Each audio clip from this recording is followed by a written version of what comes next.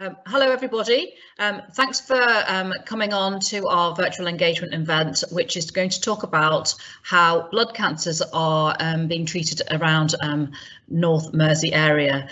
I'm Linny Young. I'm a hemato-oncology consultant, so I deal with the treatment of blood cancers, and I'm based at Aintree Hospital, but I also have a role at Clatterbridge Cancer Centre in Liverpool, and so I've been involved in the talks around the services for quite some time. So hopefully I'll be able to explain to you what we're proposing for the area in order to try and improve our services. So what we're talking about is the treatment of blood cancers, and I'm sure many of you will know this includes leukemias, lymphomas and myelomas, and together these form they form the 5th commonest cancer, but individually they are very multiple and varied. And what we're talking about is how these are treated and the provision for them, involving patients that would normally attend Aintree Hospital and for patients that are attending Clatterbridge Cancer Centre in the city.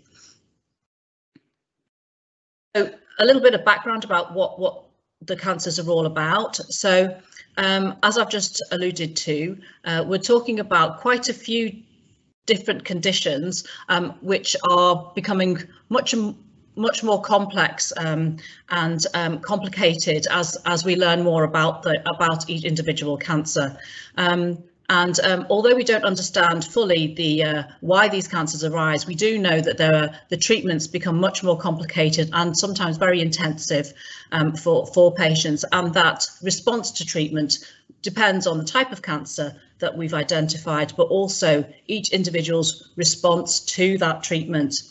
And because things are getting much more complex and research is moving very quickly, we found that the best way to try and provide the most up-to-date, high-quality treatments for patients is that the doctors treating them actually develop expertise in each specific area, and so we are starting to work much more in specialised teams.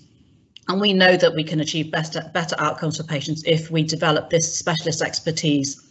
And together with that, that means that having patients treated in one dedicated cancer centre or hospital, along with all the supportive services that go along with that, in terms of nursing and therapies and pharmacy, as well as all the other added services around patients, does mean that we can achieve better outcomes for patients. So what we're proposing for the North Mersey area really is mirroring and following the kind of national way that we're delivering cancer care. So in Liverpool, we've got lots of hospitals, some of which are quite close together, all providing treatment for cancer patients.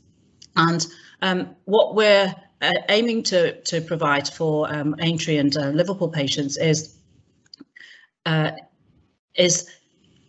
by joining our teams together that we'll be able to provide a much stronger, more robust, safer service for patients who need inpatient treatment for cancer.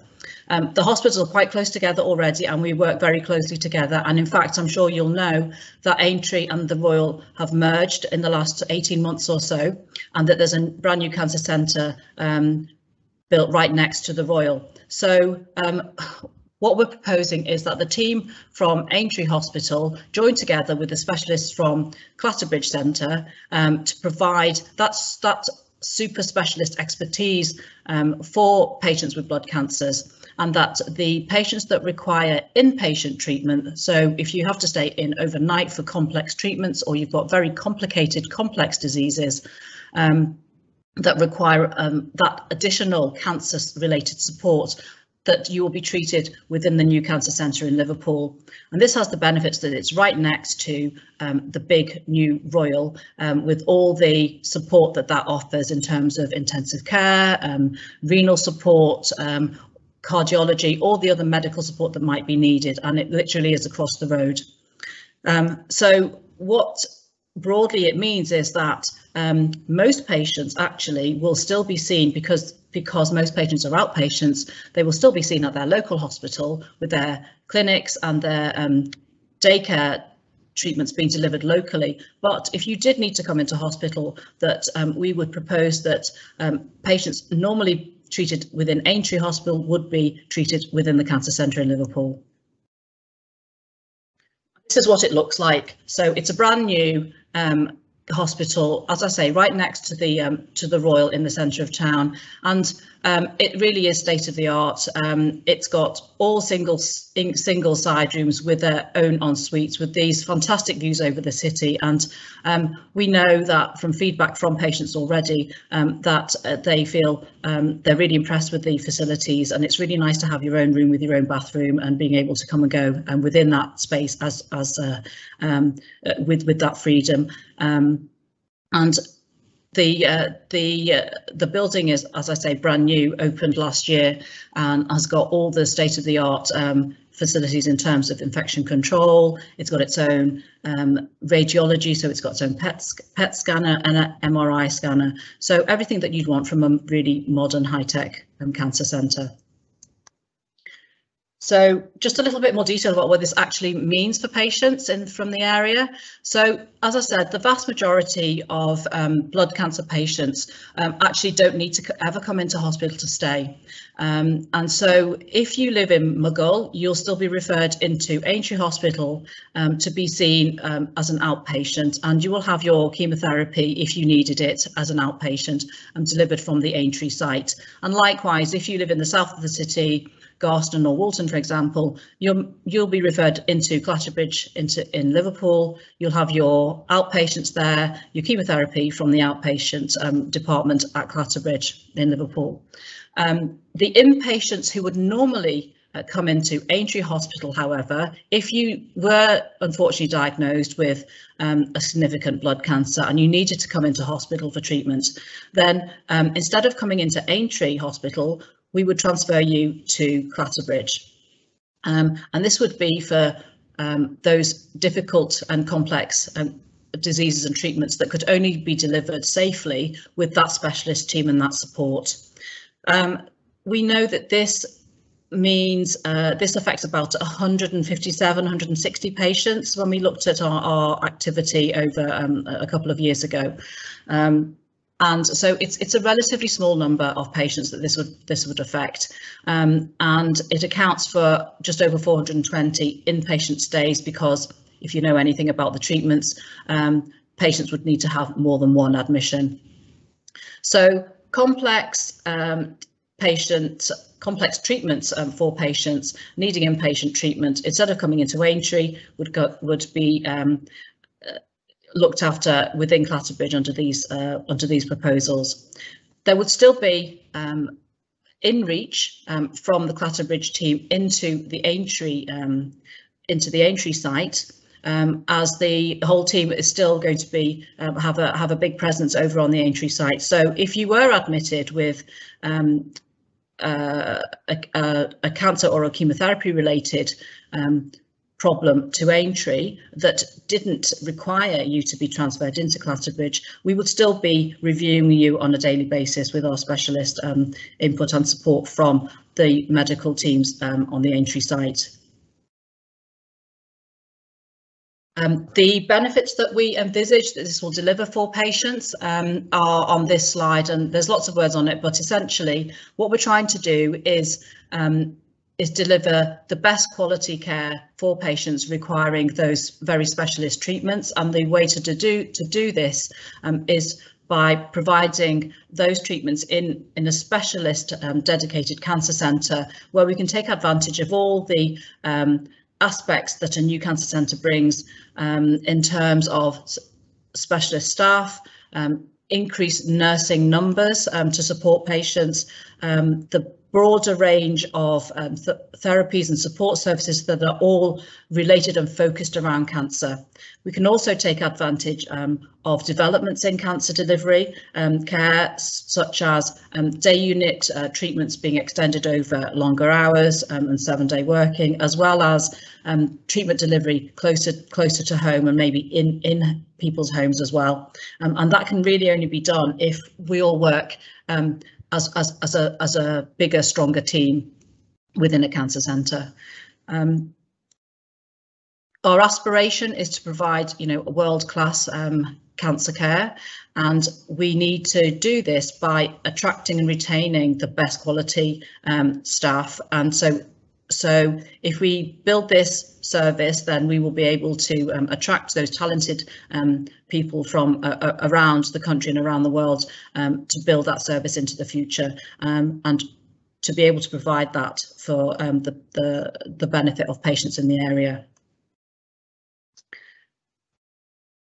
So the patients that the numbers of patients and the areas from which patients come into Aintree is on this pie chart. So about half the patients come from South Sefton, so and that includes Southport and Formby, and they would normally come into Aintree, and these are the patients that would be affected by the transfer of their beds into Clatterbridge.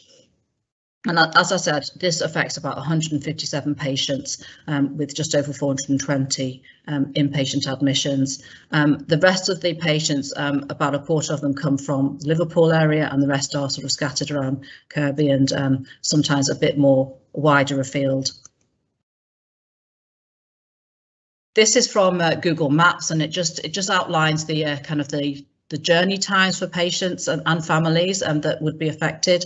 So the main groups are those that live in South Sefton and Southport and Formby, and according to Google Maps, the travel time is increased by about 9 minutes if you live in South Sefton by that transfer of your care from Aintree into Clatterbridge, and it's about 15 or 16 minutes more if you live in Southport and Formby.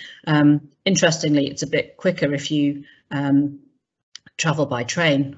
I'm not quite sure how that works out. Anyway, people always ask about parking, and obviously that is a source of stress for patients, visitors and families, and it is limited on all sites, unfortunately, but there is parking available within the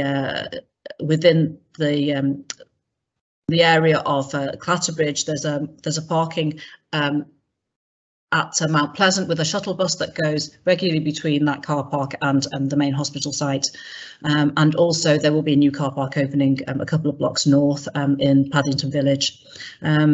So although it's probably not ideal, it is an improvement in what's available right now.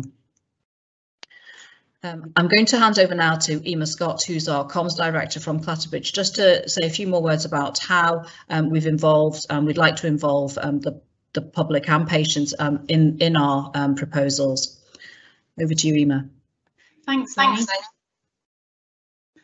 So we are obviously very keen to hear people's views on these proposals, even though NHS staff think this is the right thing to do, and we've done a lot of work sort of looking at these proposals in detail. It's really important that we listen to the views of patients and relatives and carers and other people who've got experience of using these blood cancer services, and that we listen to your sort of feedback and any suggestions, any concerns you may have.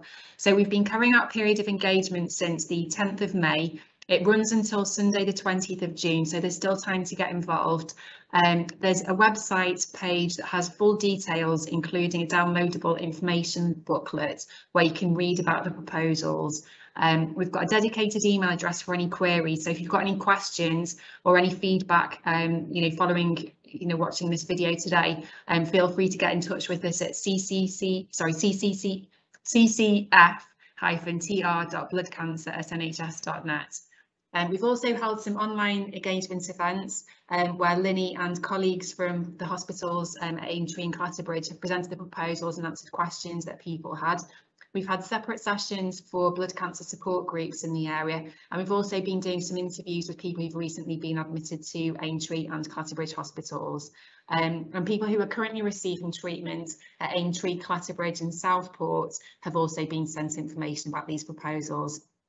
So like I said, we really do want to hear what people think, and there's still plenty of time to have your say. If you go to clatterbridgecc.nhs.uk/patients/blood cancer 2021, you can find all the information there.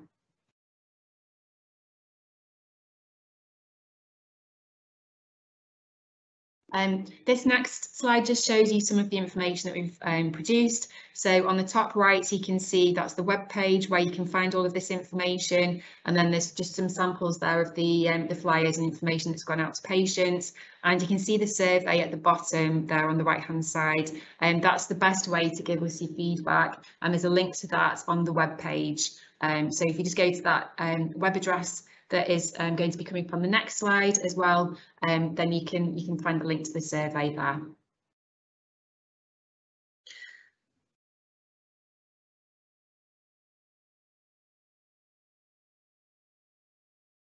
Thanks very much, everybody, for listening in and having a look at our proposals. And as Emma says, we're very keen to hear any comments and feedback via those routes. So thanks everyone for your attention.